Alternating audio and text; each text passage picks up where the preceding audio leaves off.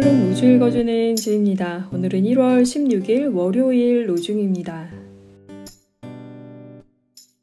주님께서 구속하신 내 영혼이 기뻐하고 내 입술이 주님을 찬양합니다.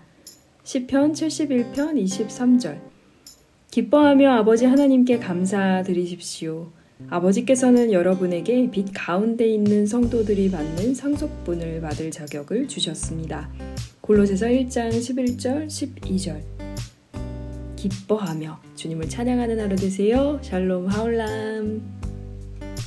안녕하세요 서로님들, 좋은 월요일입니다. 이번 한 주간도 하나님 말씀 읽고 묵상하고 또 새 한글 성경 한 장 읽으면서 함께 나아가는 우리 서로 공동체가 되기를 간절히 바라봅니다. 오늘 로중 본문은 시편 기자가 구원하신 하나님께 기쁨과 감사의 찬양을 올려드리는 대목입니다.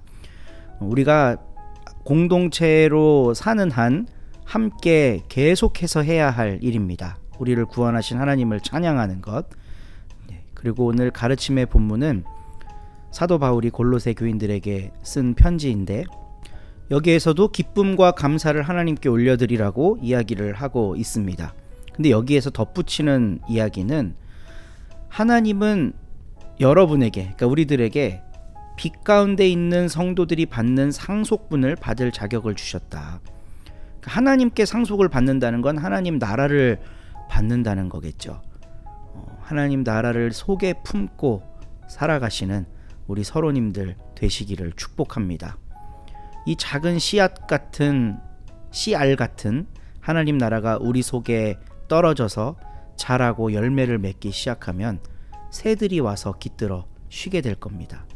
우리로 인해서 철새같이 물 한 모금 먹고 수천 킬로를 날아가야 하는 많은 지친 영혼들이 쉼을 얻을 수 있다면 참 좋겠습니다. 그 꿈을 함께 품고 나아가는 우리 서로님들의 오늘 하루가 행복하시길 기도하겠습니다. 함께 읽을 새 한글 성경은 마가복음 11장입니다. 좋은 한 주 되세요. 11장. 예수님 일행이 예루살렘에 가까이 곧 올리브산의 기슭에 있는 벳바게와 베다니에 가까이 이르렀을 때이다. 예수님이 자신의 제자 가운데 2명에게 일을 맡겨 보내신다. 그러면서 그들에게 말씀하신다. 그대들 맞은 쪽 마을로 가세요. 그리로 들어가서 보면 곧바로 어린 나귀 한 마리가 매어 있는 것이 눈에 띌 겁니다. 아직까지 어떤 사람도 탄 적이 없는 나귀예요. 그 나귀를 풀어서 끌고 오세요. 왜 이렇게 하느냐고 묻는 사람이 있으면 이렇게 대답하세요. 주님께 그것이 필요합니다. 그리고 곧바로 다시 여기로 돌려보내실 것입니다. 2 제자가 떠나가서 보니 어린 나귀가 문에 매어 거리 쪽 바깥에 있는 것이 눈에 띄었다. 그들은 그 나귀를 풀어준다. 그러자 거기에 서 있던 사람들 가운데 어떤 사람들이 물었다. 어린 나귀를 풀어서 뭘 하려는 거요?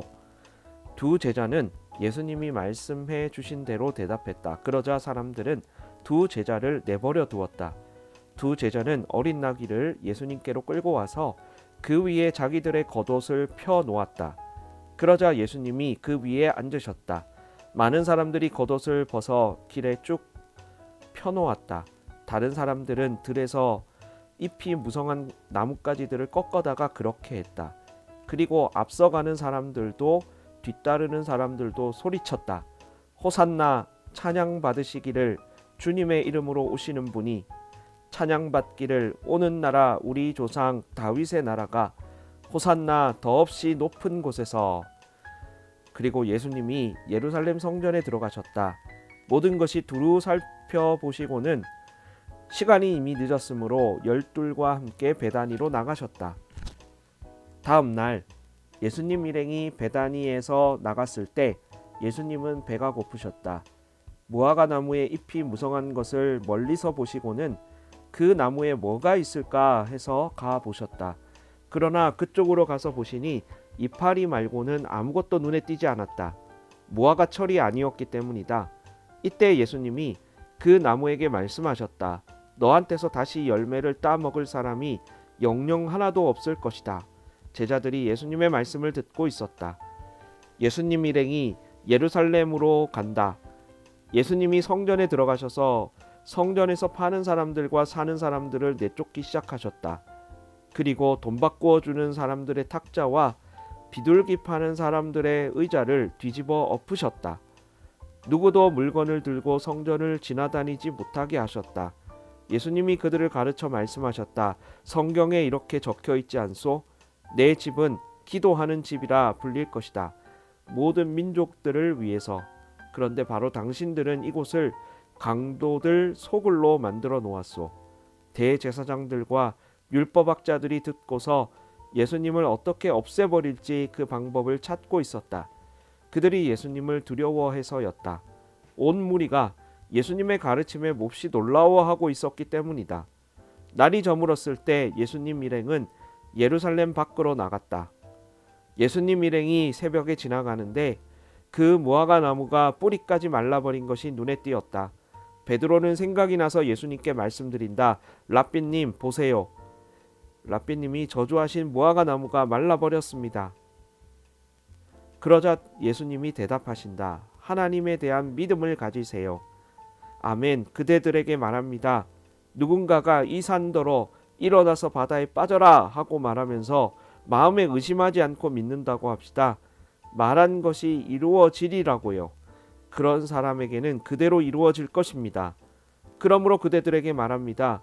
그대들이 기도하고 달라고 하는 것은 무엇이나 다 받았다고 믿으세요. 그러면 그대들에게 이루어질 것입니다. 서서 기도할 때 누군가에게 맺힌 앙금이 있는 경우에는 그를 용서해 주세요.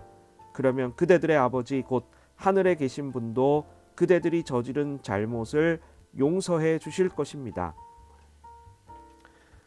예수님 일행이 다시 예루살렘에 들어간다. 예수님이 성전에서 거니시는 동안 대제사장들과 율법학자들과 원로들이 예수님께로 온다. 그리고 예수님께 따졌다. 당신은 무슨 권리로 이런 일을 하는 것이요? 누가 당신에게 이런 권리를 주어 이 일들을 하도록 했소? 예수님이 그들에게 대답하셨다. 당신들에게 한 말씀 좀 물어볼 테니 나에게 대답해 주시오. 그러면 내가 무슨 권리로 이런 일을 하는지 당신들에게 알려주겠소. 요한의 세례가 비롯된 것은 하늘에서요 사람에게서요? 나에게 대답해 주시오. 그들은 서로 이야기를 주고받으며 말했다. 하늘에서 비롯됐다고 대답하면 그가 이렇게 말할 텐데요. 그러면 무엇 때문에 요한을 믿지 않았소? 아니면 사람에게서 비롯됐다고 대답해야 할까요? 그들은 무리를 두려워하고 있었던 것이었다. 모두들 요한이 진짜로 예언자라고 여기고 있었기 때문이다. 그래서 그들은 예수님께 대답하기를 알지 못하오 하고 말한다. 그러자 예수님이 그들에게 말씀하신다. 나도 무슨 권리로 이런 일들을 하는지 당신들에게 말하지 않겠소. 아멘.